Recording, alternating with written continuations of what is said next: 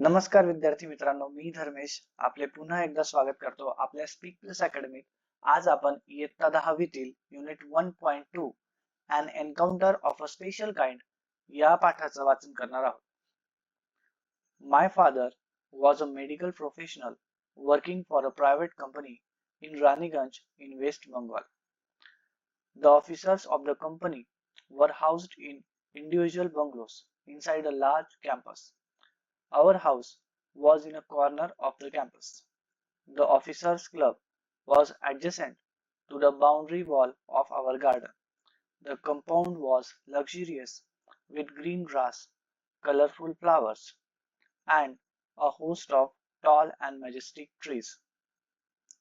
The seasonal vegetables in the kitchen gardens of the households and the magnificent trees constantly attracted squirrels and many species of birds. A group of langurs had even made their den in an aswatha tree nearby. They had all become a part and parcel of our existence and daily life. A small incident on a Saturday afternoon left a profound effect on me and unfolded before my eyes a whole new dimension to the wonders of God's creation. It was a few days into the puja vacation. Just like for any other child, the holidays provided an opportunity for me to become engrossed in various magazines and storybooks published specially for children in the festive season.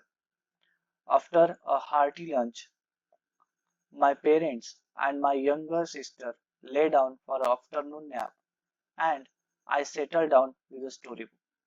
The quiet afternoon presented the perfect backdrop for reading an adventure story.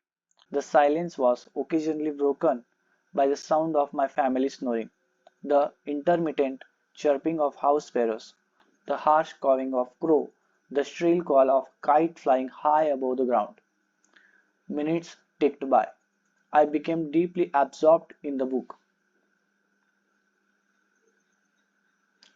Suddenly, I heard a group of street dogs barking furiously in the distance. I chose to ignore the commotion, thinking that the pack of dogs might have cornered a hapless pig.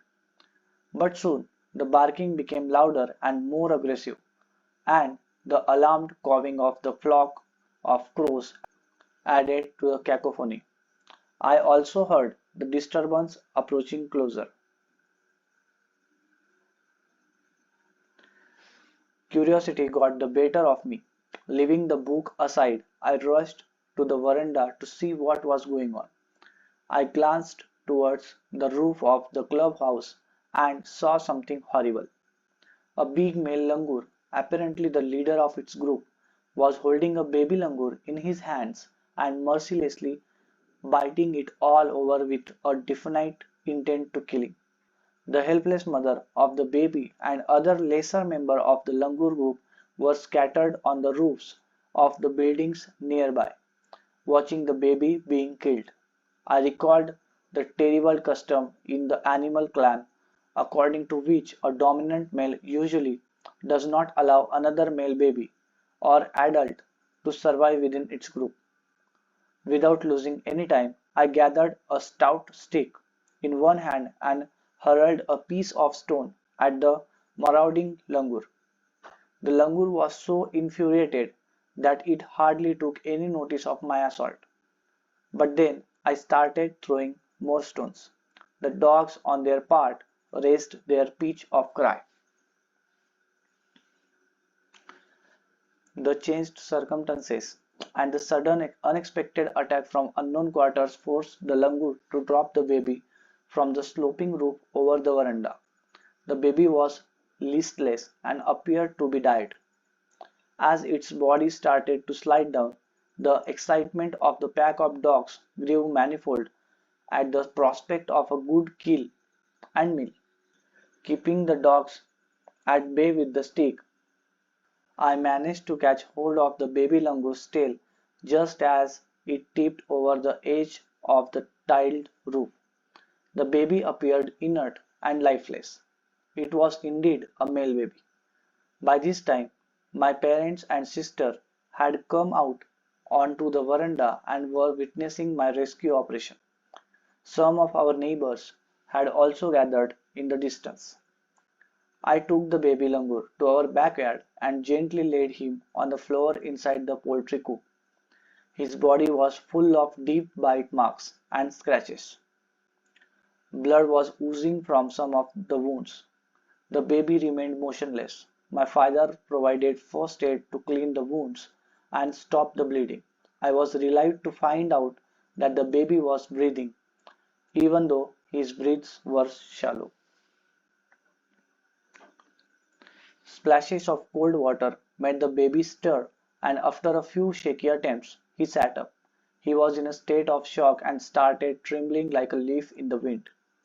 His two little twinkling eyes welled up with tears and he started to sob with a muffled cry, just like a human child would after experiencing trauma.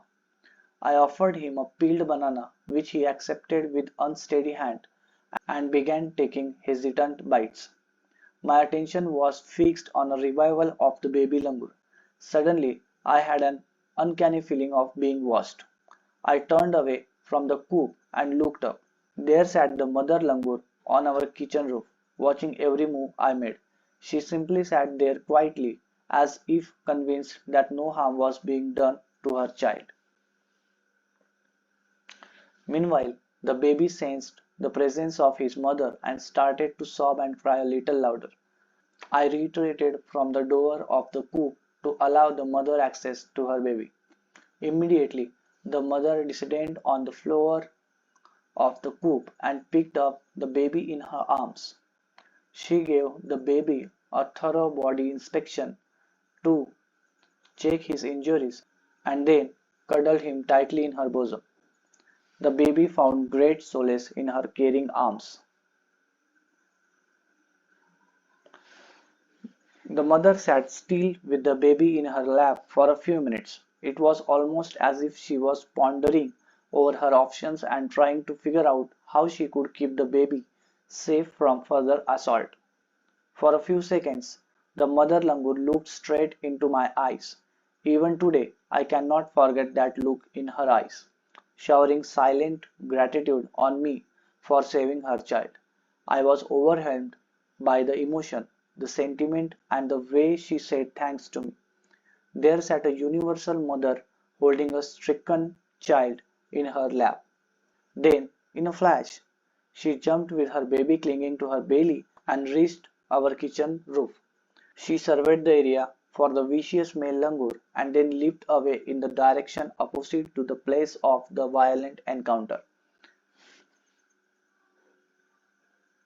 The brief meeting with the mother and the baby langur convinced me that interspecies communication and mutual trust is indeed a reality, and should anyone strike the right chord, the relationship hums into action. The mother langur showed me that food was not the only means of communication between man and animal, but that there were other means of establishing a bond through trust, compassion, and mutual understanding. 55 years have passed since that day. I am now 70 years old, but I still fondly remember that encounter of a special kind. Tapan Mukherjee.